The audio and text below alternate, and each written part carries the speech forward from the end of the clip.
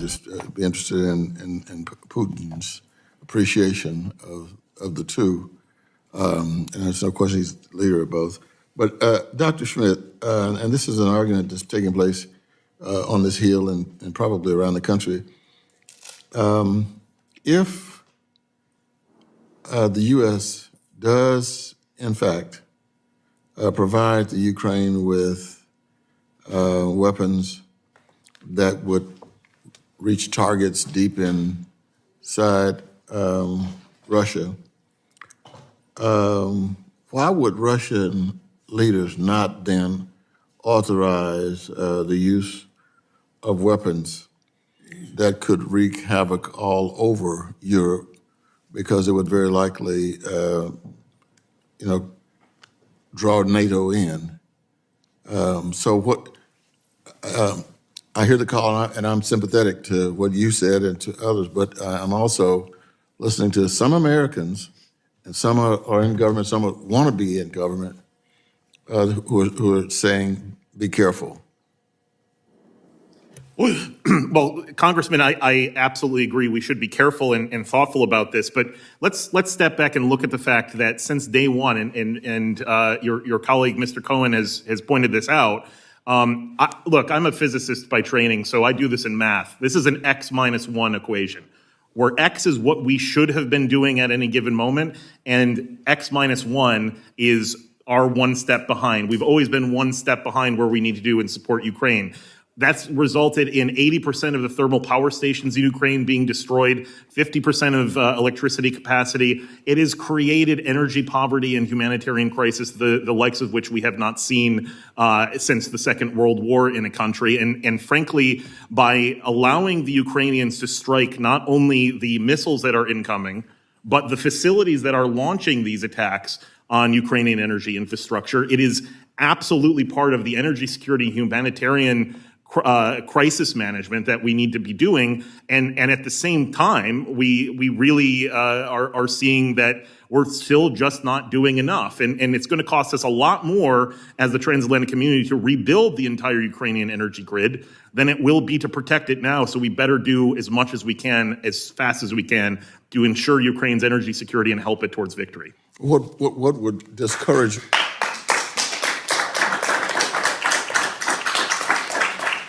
What would discourage Russia from authorizing the use of some bombs that could create mass destruction, not necessarily even a nuclear? Yeah, no, I think that's an absolute part of this equation. And what we have to remember is that the Ukrainians have, quote unquote, gone through the red lines of the Russian Federation many times. Every one of the weapon systems that were mentioned earlier were red lines, supposedly, of Vladimir Putin, and he has not struck back in a way that is massive, because he can't, right? The Ukrainians have gone into Kursk and actually seized part of the Russian Federation's territory.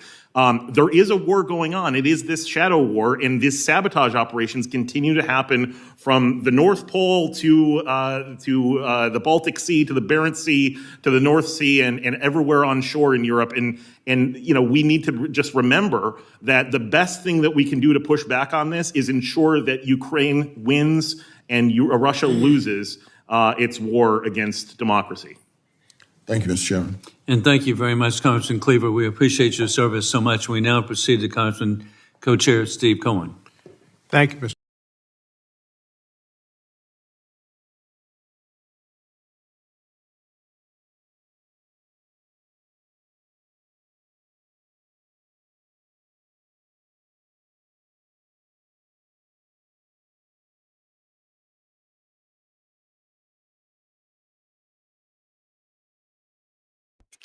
Thank you for the heads up there, Jerry. Appreciate it. Glad to see both you and Lucille here. That was Dr. Benjamin L. Schmidt, a senior fellow at Penn Physics and Kleinman Energy. A bunch of other credits to his name, also former State Department, talking about the situation in Ukraine, saying that we're always behind the curve. We're not getting into what we should be doing because we're always doing something behind that point. We're behind the 8 ball on it. And I thought that message was pretty direct on this. Also, we'll be talking briefly about the Helsinki Commission a little bit later. Whoops, let me pause that because that's noise I don't need right now. That we'll also be talking about this Helsinki Commission just briefly later on because it becomes relevant a little bit later. So anyway, welcome to the channel. I am Brian Lusk. Thank you for joining me today. We are getting into what's going on in Ukraine. The big news looks like Vulhedar likely has fallen. I don't have official confirmation that the entire city or entire town is under Russian control. However, they have begun putting their flags on key buildings again. So this appears to be the situation over there. Let's go ahead and move forward with some of the other things that I thought were kind of interesting before we get into the main part of the news.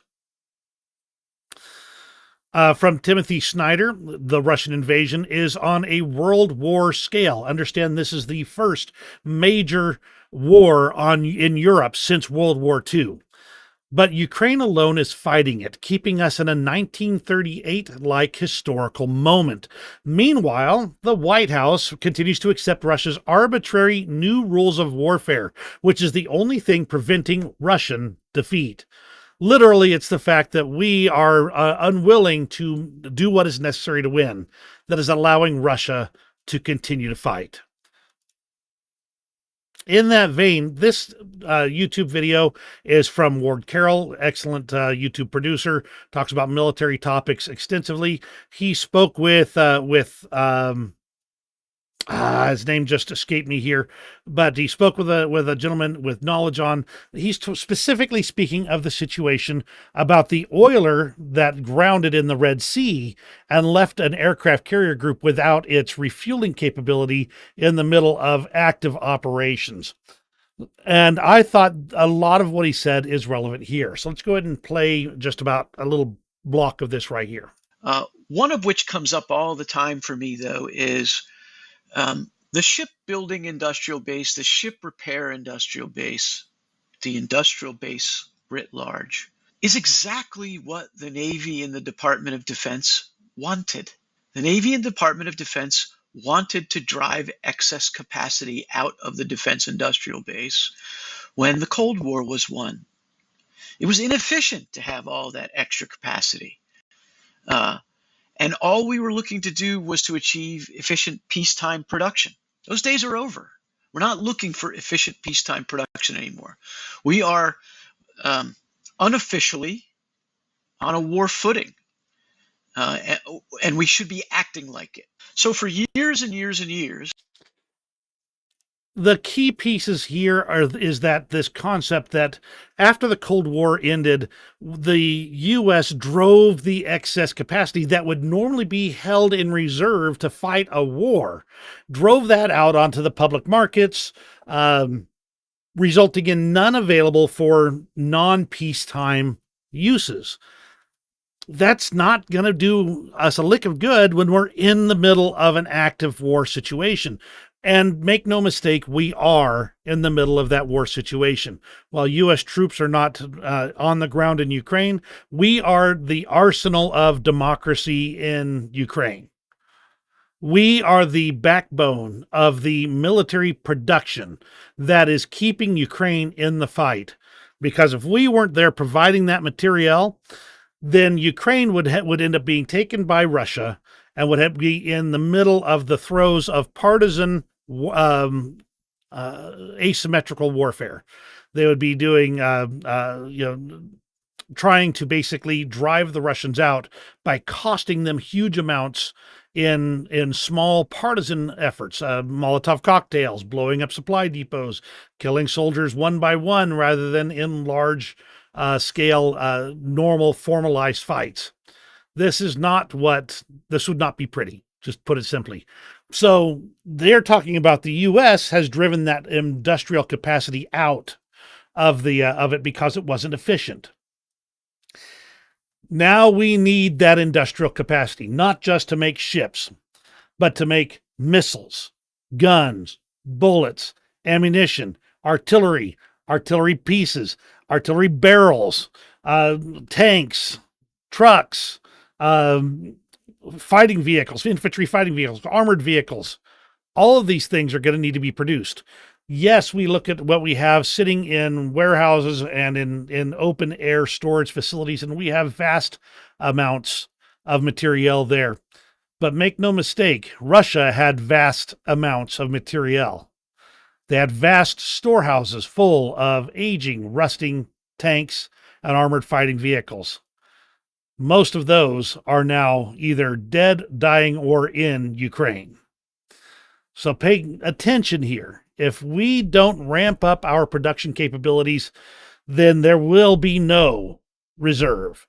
There will be no way for us to fight and win against a near peer adversary in the near future, because that's exactly what we're talking about here. If we can't support Ukraine to knock Russia off, who is at best a second-rate power at this point in time, then we'd stand no chance against China. None. We'd stand no chance against India. Not because our fighting men and our equipment isn't the best and the top notch, but because they can outproduce us and outman us in the long run. We need that industrial capacity. So let's move on from there. According to Bloomberg, a ceasefire in Ukraine under the current circumstances would definitely be in Putin's favor, weakening Ukraine and leading to renewed fighting over time. So the West must find a better plan. We've seen this pattern from Russia so many times. They fight for a while, they find out that they're not able to move as fast as they can. They start hemorrhaging equipment and men, so they sue for peace.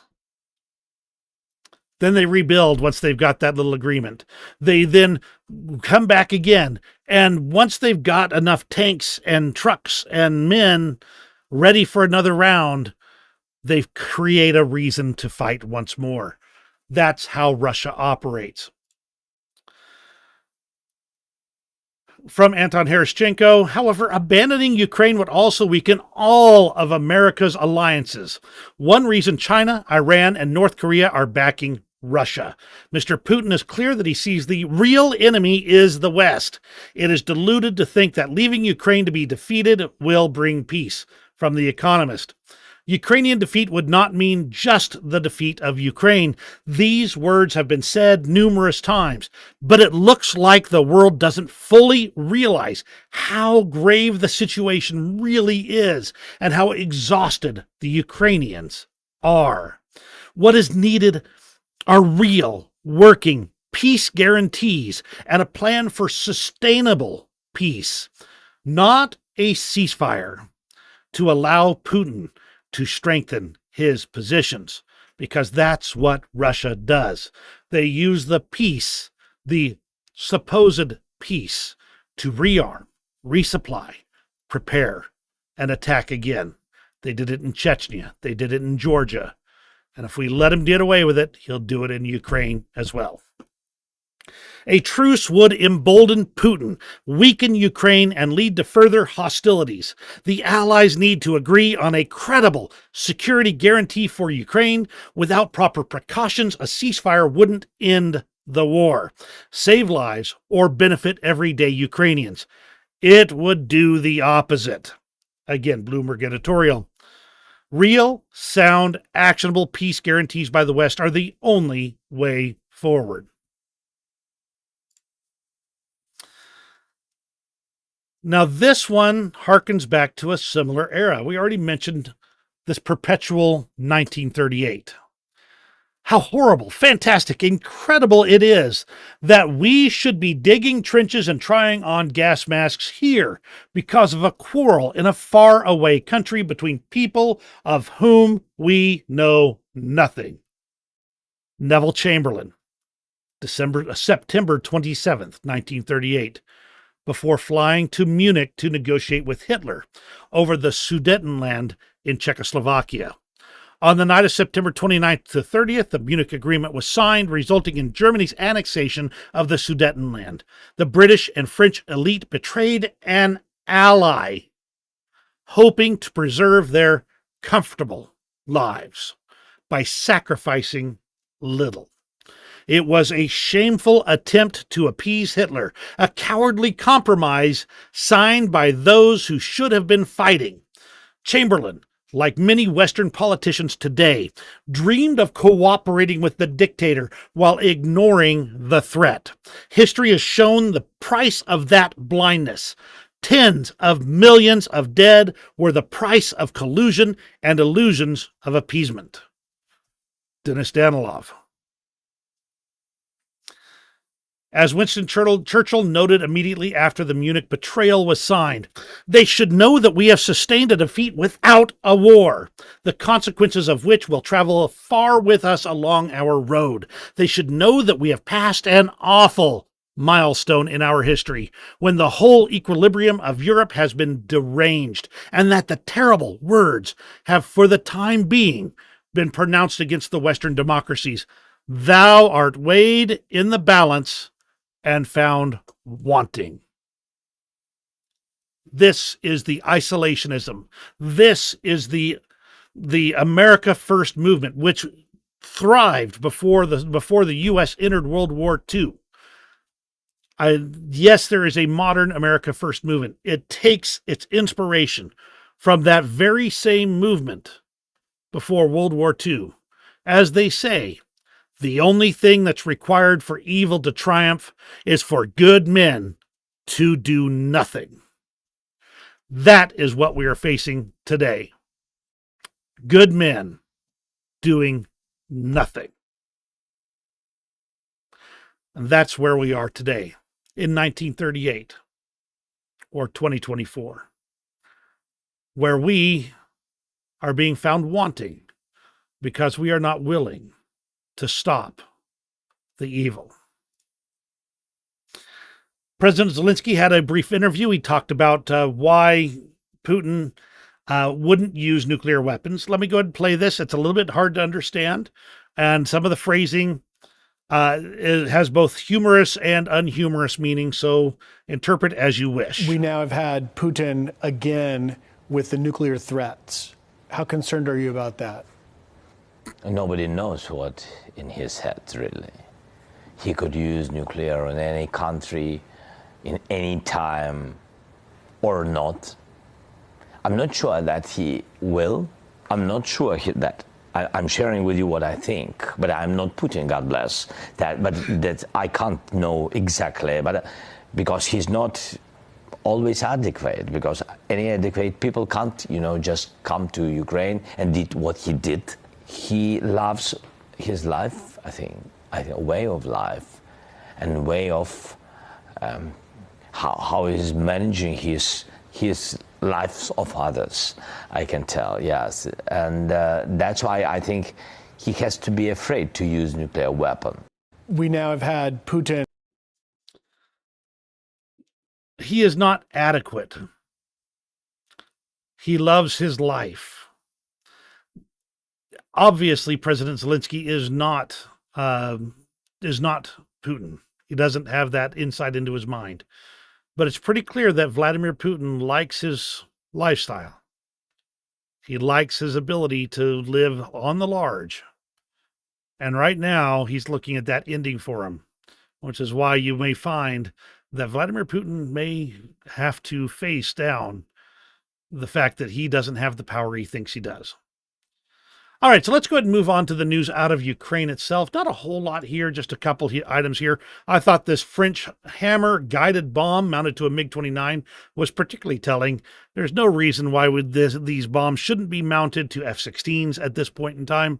And yet Ukraine continues to modify and adapt their aging Russian aircraft to make it so they can handle Western weapons. There's this video of the Russian strike on the hospital in Sumy. I wanted to talk about this briefly. Video can play in the background. I don't recall there being anything untoward in it, though certainly not good. What you're witnessing here is the infamous double tap attack, wherein Russia struck the hospital in Sumy and waited until first responders managed to get into the area before striking them again. This is nothing less than barbaric attacks on civilians, purely civilian targets, no military need to it, and then to attack the first responders who followed up on it. The medical facility had 86 patients, including 15 people with limited mobility and 38 employees. At the moment, as of Dimitri's post, there are 8 dead and 12 seriously wounded. Everyone in the world who talks about this war should pay attention to where Russia is hitting. They are fighting with hospitals, civilian objects, people's lives. Only force can force Russia to peace. Peace through force is the only right way. On the other end of the spectrum, Ukraine has signed a contract for the design and construction of a protective structure at the Rivne nuclear power plant, according to Ukrainian media. I don't have a good time frame on when they might be able to get that installed, but it will not be fast. That said, it'll be at least some protection for a nuclear power plant against Russia's constant attacks. Let's go ahead and move on to the news out of Russia. And there's a lot here. I'm going to kind of breeze through a bunch of it and maybe share some of it as links as well. We'll start off with this one, talking about Russian Aerospace Forces Air Defense Reserves. Link in the comments there. I went through this entire thread. The long story short is Russia is running out of launchers and radars. Most of their facilities, they've been stripping them from areas in the east and in the north to bring them to the front lines in Ukraine, or to protect facilities that are close enough to be attacked by Ukraine, and they're running out. And I could go through this whole thread. It would take a while to do so, but that is the situation. Russia is running out of air defense missiles, a situation that we saw happen to Ukraine, where they lost 80% of their heating capability and their electrical generation capability. So right now, Russia's looking at a whole lot less ability to defend their airspace. His conclusion: Russian defense industry cannot put back into service seemingly operational equipment. The reasons might be diverse: lack of spares, lack of qualified personnel, competing objectives with the export market. As of 2020, Russia had 57 S-400 batteries with 456 TELs, or launchers, in operational service. Current needs far outweigh what is available in reserves. The deficit have been growing, ever growing, as Russia has had to defend against increasingly long-range attacks. There was a Ukrainian attack on the storage facility, the ammunition dump at Kotlaban. Now, initially, they reported there was initial information that there was Iranian missiles there, but some additional information did come out. You can see the firm's map here did confirm strikes in the area, but the facility itself was actually not directly struck. You can see the burn marks just outside of the ammunition facility. So it was an attempt, but was not a successful one. Russia's planning to conscript another 133,000 18 to 30-year-olds. This would be about, as they says, sufficient to cover around 14 weeks of casualties at the current rate of losses in Ukraine. A Russian freight train derailed in Tatarstan. They don't say it's partisan efforts here, but this damage looks pretty extensive to me to not have a cause beyond just mechanical failure. Then again, I am not a railroad man.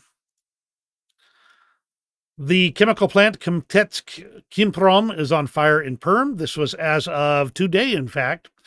So this is yet another facility that is no longer going to be able to generate the chemicals and lubricants and chemicals that Russia needs to prosecute their war.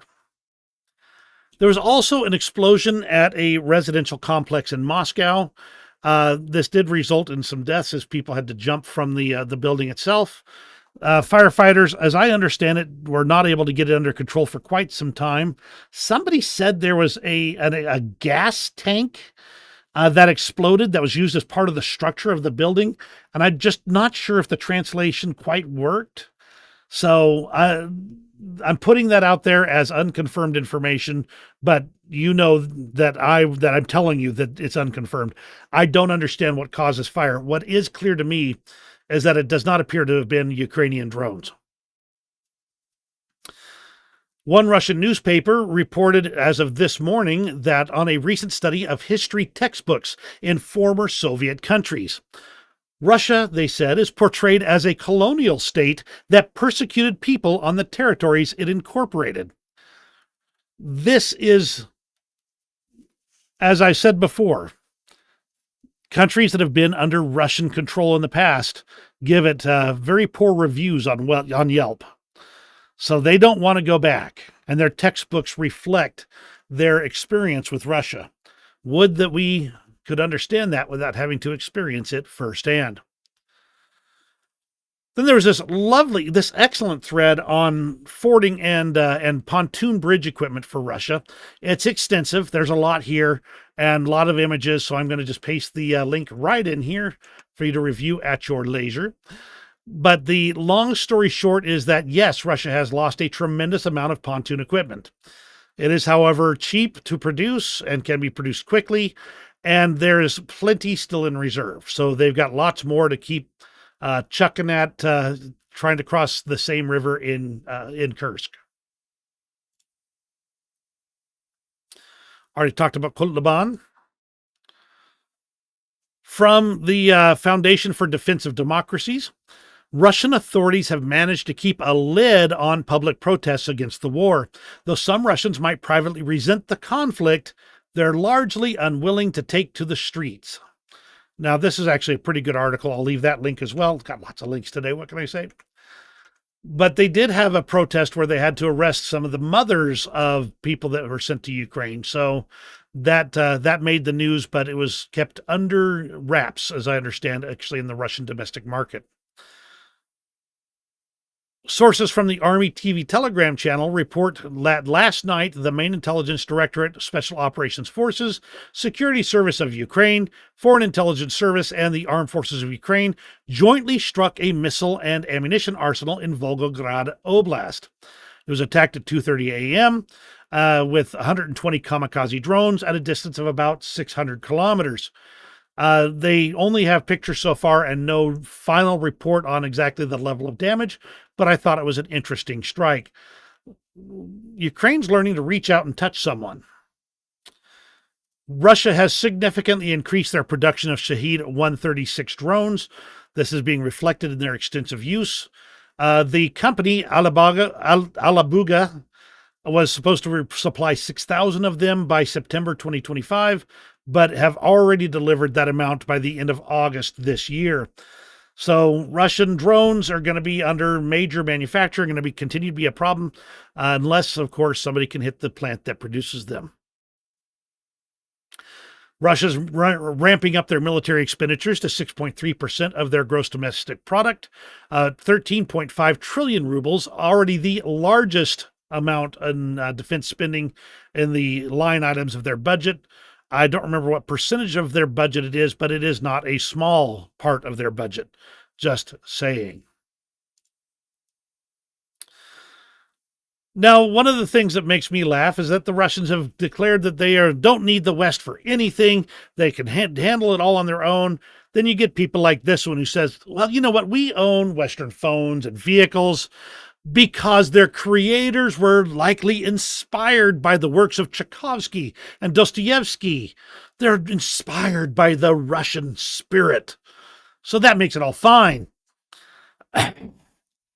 So this, if you remember Star Trek, pretty much every major invention, Chekhov stated, well, yeah, it was a Russian invention. No, it wasn't. But that's exactly what it sounds like here. It's the exact same attitude. You said Russian invention. Think of Quadrotriticale for those who are familiar with Star Trek. On the other hand, we have Russian propagandist Kiyosyan, which is Simonyan's husband, spreading the topic of nuclear escalation. And the words he uses are basically like if you got mugged in a back alley.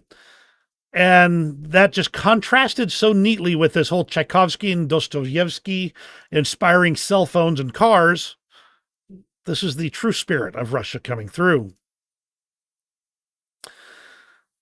Conversely, Peskov was asked basically, does the ability of Ukrainian drones to strike Russian, targets in Russia create the requirement to strike with Russian nuclear weapons? And he's like, don't look at that document.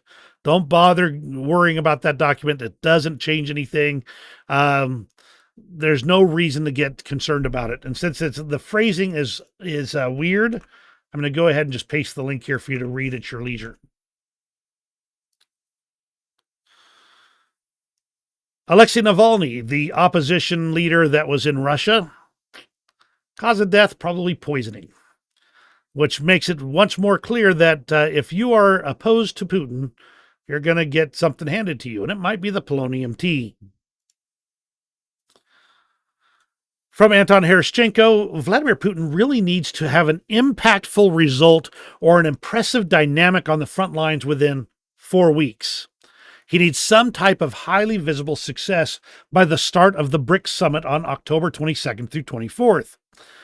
That could be an attempt to reach the borders of Dnipropetrovsk, curtail Ukraine's defense along the Oskol River, break through in the direction of Volchansk, or Sumy or Kharkiv. Currently, as Anton states, the world is in a situation of global uncertainty when rapid changes are possible, and there is panic on the background of nuclear threats. In November, after the U.S. elections, there will be more certainty and confidence. Ukraine is in a situation where it is necessary to maintain stability. You may remember the Rostov-on-Don, the sub that's been sunk twice now. While they have once again managed to bring it back to the surface, repair work seems to have stopped on the Rostov-on-Don. It could be that it is finally damaged beyond economical repair. So Crimea. The death rate is almost twice as high as the birth rate. This is what people who don't see a good future tend to do. We need to work on that here in the West. The Russian company Donskoy Ugol Trading House is planning to start exporting coal from the occupied Donbas region through the port of occupied Mariupol. Make no mistake, every ounce of coal extracted from Ukrainian land and sent through Mariupol to other places is theft. Pure theft. Nothing more. Nothing less. And the Russian military bloggers are really ticked off at the continuing reports they're seeing of specialist troops being sent to storm Ukrainian positions in order to maintain pressure on the front lines. What's happening is that people with technical specialties, such as drone operators, radiomen, repairmen, the crew of the Kuznetsov, they're being sent to the front lines as assault troops, basically to keep the pressure on Ukraine, because Russia can't afford for Ukraine to take any initiative at this point in time, right before it gets too cold for real offensive operations. They're throwing everything they got. They're throwing even the kitchen sink and the toilet at Ukraine at this point. The Ministry of Defense of the UK talked about the Russians' autumn conscription cycle, which starts on October 1st, or tomorrow. All eligible Russian men under the age of 30 are required to serve 1 year of military service. To date, conscripts have not been sent to fight in Ukraine, though I will point out something. They tend to be pressured heavily to sign contracts to be sent there. The conscripts were deployed in the military operation in Kursk in August 2024. In response, some parents have voiced concerns that their sons have been sent to fight after serving less than 4 months. Legally, conscripts can serve in a combat zone if they have served 4 months and have been trained in a relevant specialization. The reaction of families of conscripts to their deployment in the defense of mainland Russia likely reinforces for Russian leaders the sensitivity of deploying conscripts to Ukraine itself.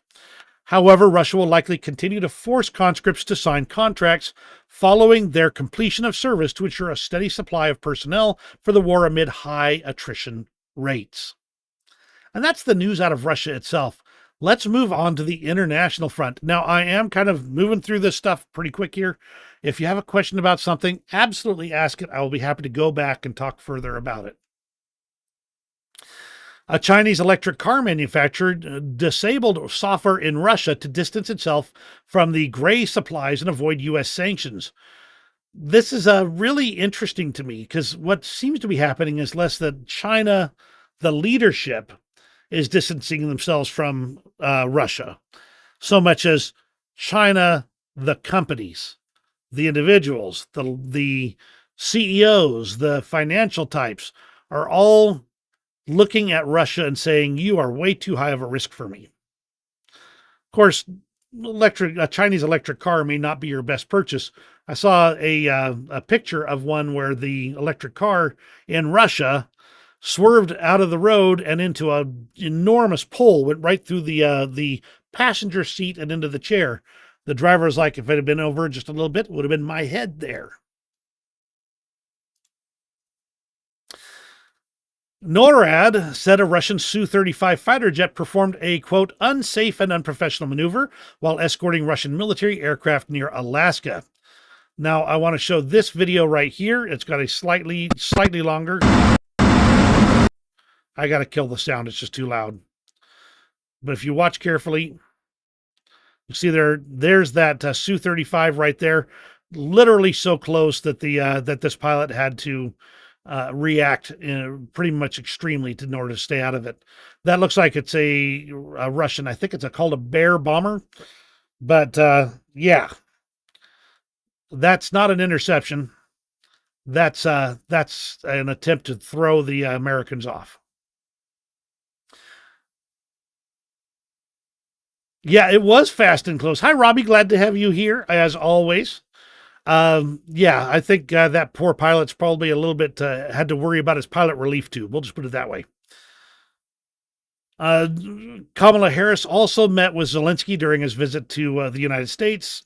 Zelensky also met with Donald Trump. I think I've got stuff on that later. She committed to work to ensure Ukraine remains a free, democratic, and independent nation. Interestingly, I have not seen her say that Ukraine should win. But, and I don't have it handy right here, I think it's on my cell phone. There was another, Biden's announcement of the latest aid package says that Ukraine needs to win, or says this package is to help Ukraine win. Interesting to say the least. Now, this is not directly related to the war in Ukraine. This is just, and I'm just touching on this briefly because I've not dove into this as much as I've the other things. If you've been paying attention to the situation in Israel and Lebanon, you'll know that Israel has managed to basically decapitate Hezbollah's leadership from the top down, the bottom up, and every way in between. They are now appointing new leaders. As far as I understand, they did appoint a new leader. No bets yet on exactly how long he will be on the green side of the grass instead of the brown side. But the word I'm getting so far is that Israel has begun a ground invasion into Lebanon after degrading Hezbollah's operations, and that Lebanon's actual military is actually pulling back and letting Israel in. Whether that's a formalized retreat or an arranged situation is not clear. Though, to be honest, it wouldn't surprise me if the Israelis and the Lebanese that aren't Hezbollah arrange this in advance.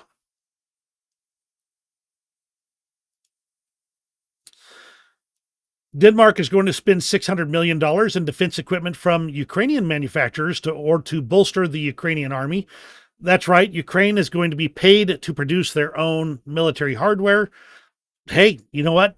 That's going to make Ukraine's military industrial base even more robust.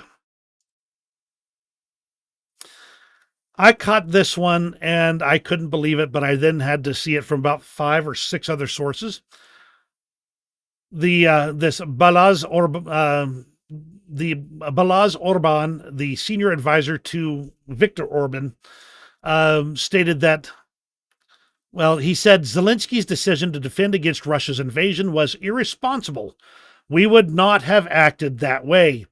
Basically stating that if Russia invaded Hungary, Hungary would surrender.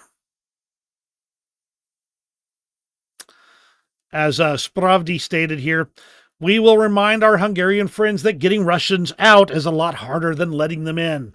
The 2,500 Hungarians that Russians killed there in 1956 and the thousands more that died or suffered under the subsequent Russian occupation of the country would likely disagree. Would likely agree. And Ivana Strodner put it straight down on the line here.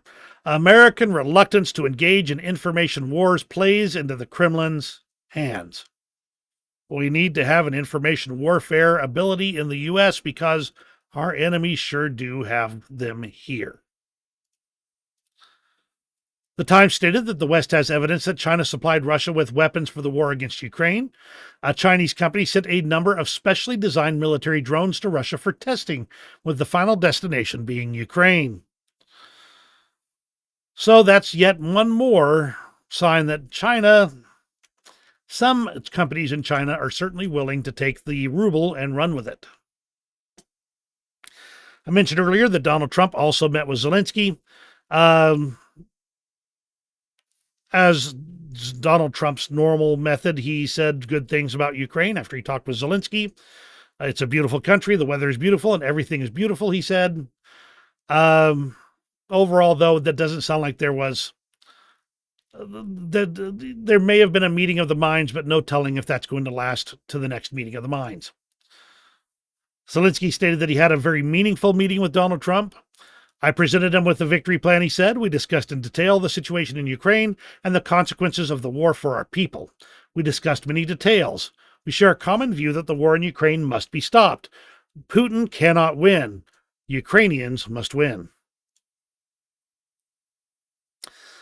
The UN Refugee Agency has stated that they currently only have 47% of the funds needed to assist millions of Ukrainians who've been displaced or affected by the full-scale war.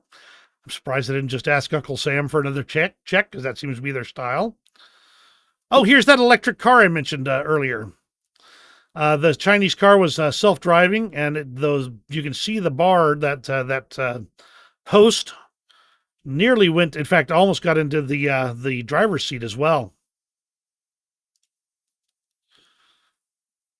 Russia did have its prime minister, Mishustin, arrive in Iran. They're going to meet with the president and the vice president. No telling what he's going to ask for, but it's just clear that the latest axis of evil is being is definitely working on keeping itself well in communication here. Would that us Western partners could get ourselves on the same page in the same way. Lavrov threw an absolute snit fit over a Friends of Peace meeting organized by China and Brazil that was attended by France and Switzerland. He said that Swiss was not called neutral for a long time, and the French are NATO members supporting Ukraine. So he kind of threw a bit of a snit fit like he always does.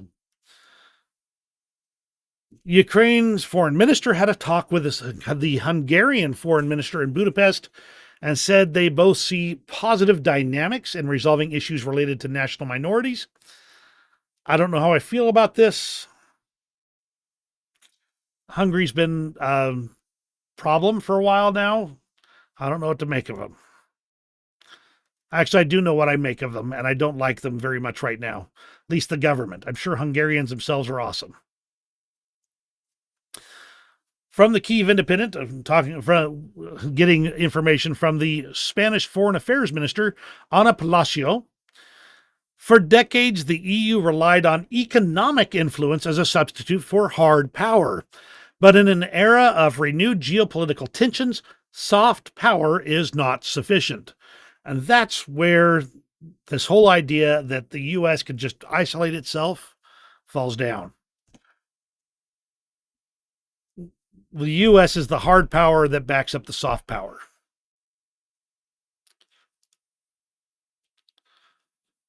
Now we're talking back to the bipartisan committee that promotes democracy and human rights in post-Soviet states. That is the Helsinki Commission. There we go. They're urging the U.S. to abandon its post-Cold War approach to Russia and officially recognize Moscow as a persistent threat to global security. Seems like it's a pretty accurate statement. They are a persistent threat to global security. Norway is looking at building a fence along the Russian border to curb migrant crossings. Seems the U.S. could learn something similar from that. From the Croatian Prime Minister Andrej, and I'm not going to try to pronounce that today, stated that Putin has unintentionally become the biggest catalyst for the expansion of the European Union. His 2022 invasion of Ukraine has driven more countries to seek EU membership. It's the same problem that they have with the expansion of NATO. You know why NATO expands? Because Russia threatens the people that used to be under Russian control, and some that aren't. And when they do, well, more people want to join NATO. Shocking. North Korea, though, criticized the U.S. military sending aid to Ukraine, calling it a remarkable mistake. Kim Yo-jong, the sister of Kim Jong-un, stated that the U.S. support is escalating the conflict in Ukraine and pushing Europe closer to nuclear war. North Korea, of course, has been supplying weapons to Russia. Irony isn't dead. All right, that's the whole situation, at least as best as I can put it together for today on the international front. Let's talk about the actual front lines for a little bit here. And we're going to start with the deep state map, get you a good summary of what's going on here. Get my little drawing ability on the screen. Bloop. All right, so let's go ahead and back out here. We'll start in the Kursk Oblast area here and work our way down and around. We won't be getting very much farther than just this part of the southern part here. Up in Kursk, the situation is going back and forth, though there's not been any changes in the last 24 hours. In fact, I think you have to go back, I think, over a week to see any. Oh, there it was. Yeah, about 4 days ago to see a significant change, and that was just this area right here where the Russians managed to recapture some territory, though it's ended up in the gray zone, not actually recaptured. No changes at all in the, at least visible ones, in the Kharkiv area here. The closest place we see some changes is right here, where there's a tiny change right here and right here. Let's go ahead and run that back a step here. Going to see those little changes. Not large changes. You can see this is on a map. Very much not large changes. But still, that means the Russians are on the move. Now, this little blue spot here outside of Zarichne or Torsky is Ukrainian forces recapturing this territory. The Russians constantly try and run at Torsky here. And a few weeks later, the Ukrainians recaptured the territory again. It's been going back and forth pretty much constantly.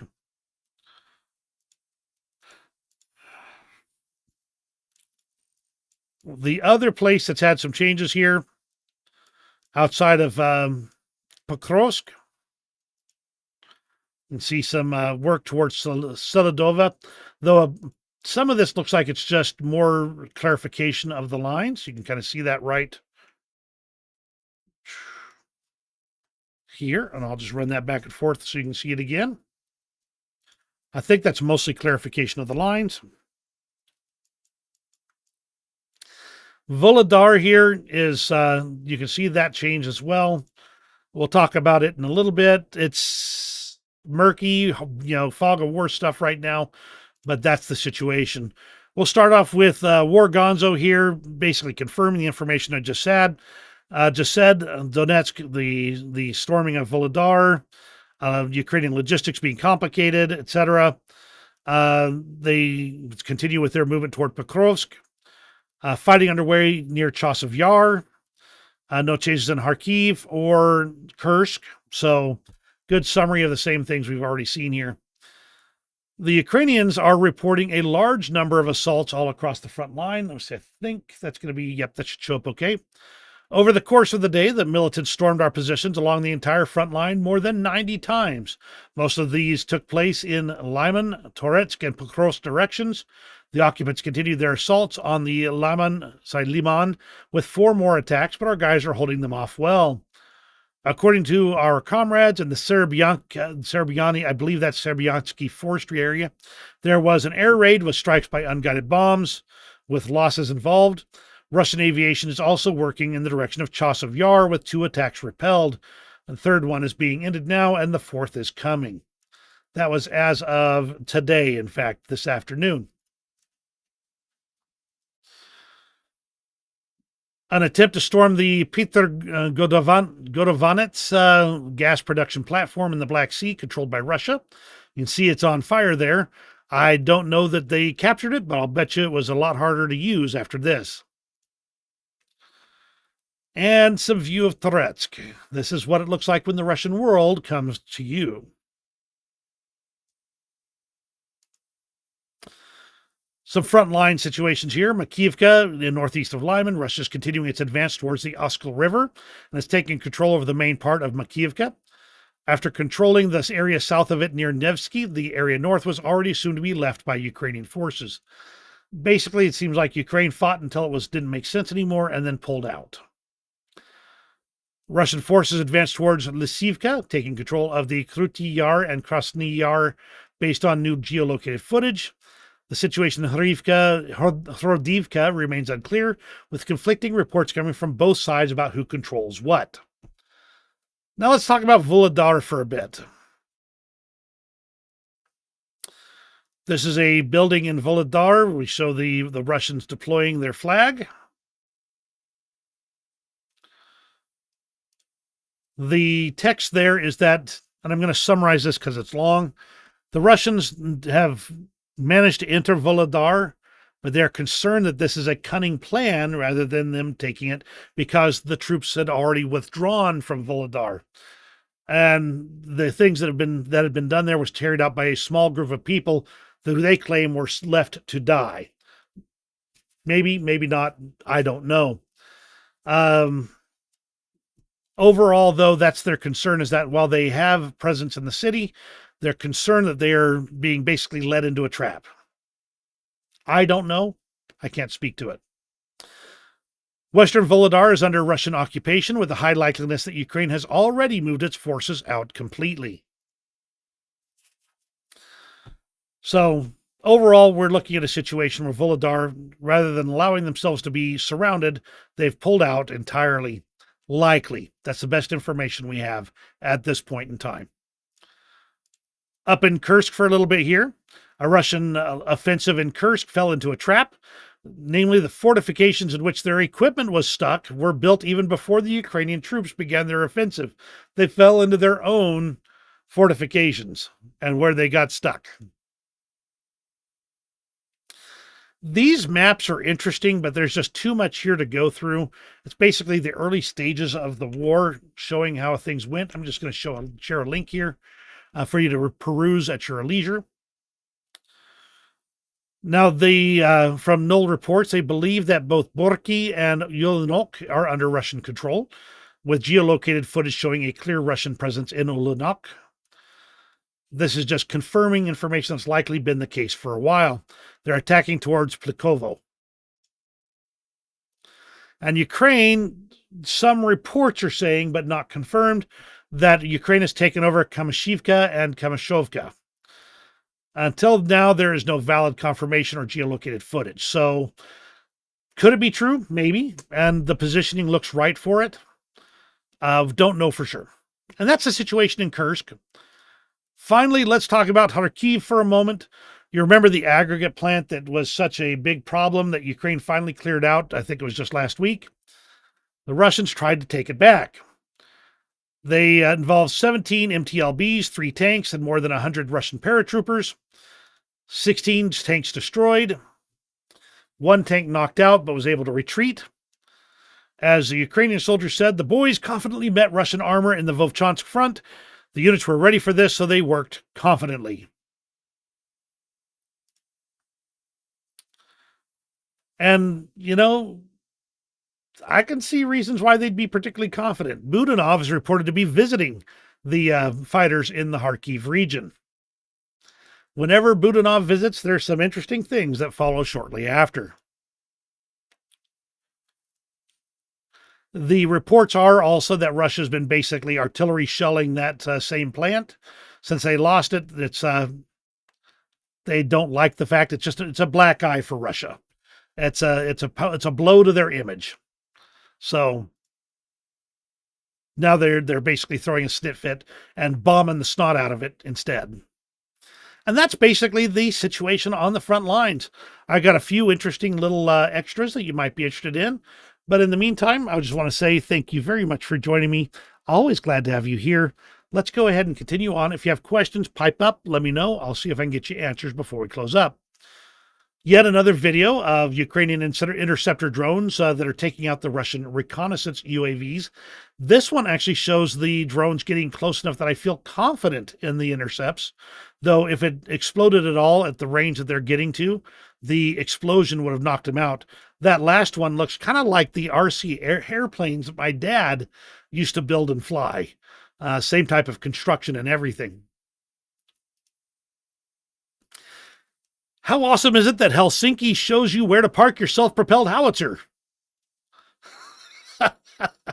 I think that's supposed to be a boom truck, but I thought that was pretty hilarious. Now, this is footage of a Leopard 2 take. Gotta mute that thing. The Leopard 2 took a Russian T-72 into tow and began evacuating it from the Kursk region. During the towing operation, it took a hit, and now Tyndar reports that the turret caught fire. It looks more like smoke grenades that were installed on the outside of the turret caught flame and started going off, which you'll see. Let me see. Let's get moved up here.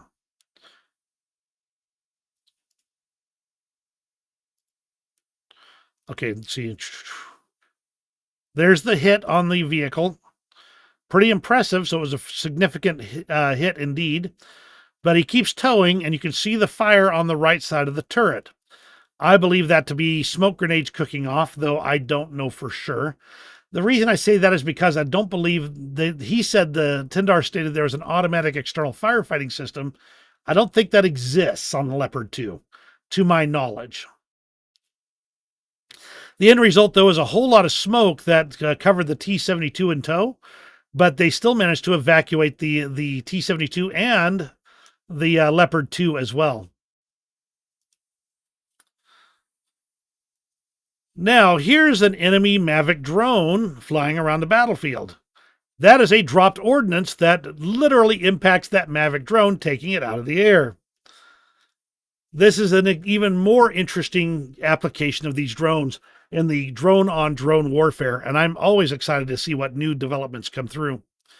On top of that, the Russians apparently are doing jet skis now. So the Ukrainians eliminated the jet ski.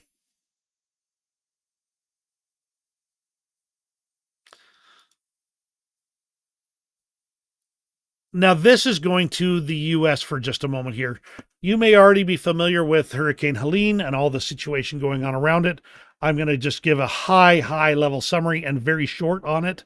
The hurricane impacted the U.S. at Category 4 status, ran up through the center of Florida, then into Tennessee and North Carolina, impacting areas of Georgia and continuing from there. There are mountain communities that were particularly hard hit in western North Carolina that are now cut off from the outside world because of bridge and dam collapses. On top of that, the death toll has been pretty extensive, and they're not even to the point where they're recovering bodies at this point, as they're just being left in vehicles or in trees, even wherever they are. It's still a rescue operation at this point, so they're trying to save the people they can. It's a heartbreaking natural disaster is what it is. Florida did have a significant impact from it, but they were able to get power to most of their people, and Florida is sending air assets from their National Guard to help in North Carolina, which has impacted a great deal more. One of the knock-on effects of this, however, was a high-quality quartz mining operation at Spruce Pine facilities. They're responsible for more than half of the world's supply of high quality quartz. And I believe it's used in semiconductor production, as I recall. That mine is now shut down. That is half of the world's supply of high quality quartz. That is with the mine entrance effectively underwater. That's going to have knock on effects. And while I can't even talk about the staggering human impact, the destruction of Asheville and Boone, as Robbie has mentioned there, the tiny mountain communities that have been cut off from all outside access, are going to be getting their groceries by air.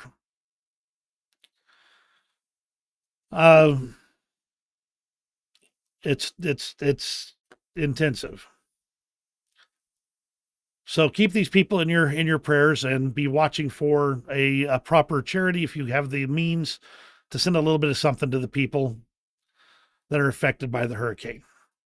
I don't know the best charities. I'm just saying, keep your hearts open.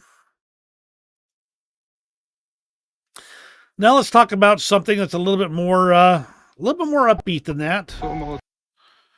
I got to mute this because there's music on it. But the long story short on this,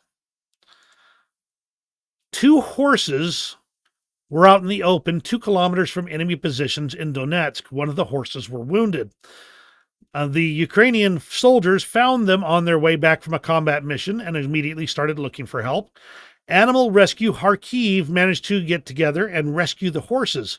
But since the terrain was open, they had to take the horses 2 kilometers on foot to the place where they could park a car with a trailer. This took 2 hours. I am always amazed at Ukrainians' heart. These animals didn't ask for this, neither did the Ukrainians, but these animals in particular don't understand what's going on. And it takes a lot of heart to put yourself in danger to rescue an animal, even a beautiful horse. But that's not the only animal that got rescued. This cat here was rescued from under the debris of a residential building in Zaporizhia. And you can see, you can see the look on the cat. He doesn't like being held that way. But he gets returned to his owner. And that's all it takes.